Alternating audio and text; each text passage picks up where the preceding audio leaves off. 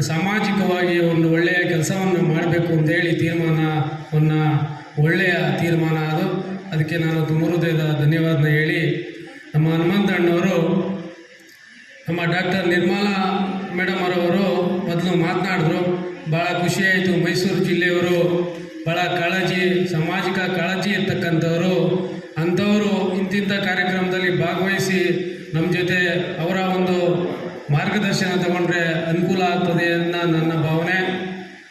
ಅದ್ರ ಜೊತೆಯಲ್ಲಿ ಭಾಳ ಉಗ್ರಪ್ಪನವರು ಗಾಂಧಿ ವೃದ್ಧಾಶ್ರಮವನ್ನು ಇಲ್ಲಿ ಬಂದು ವೃದ್ಧಾಶ್ರಮ ಬೇರೆ ಬೇರೆ ಕಡೆ ನೀವೆಲ್ಲರೂ ಕೂಡ ನೋಡಿದ್ದೀರ, ನಾವು ನೋಡಿದ್ದೀವಿ.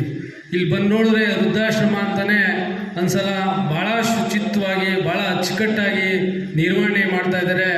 ಅವರ ಒಂದು ವಾರ್ಷಿಕೋತ್ಸವ ಅವರು ಮದುವೆಯಾಗಿ 25ನೇ ವರ್ಷ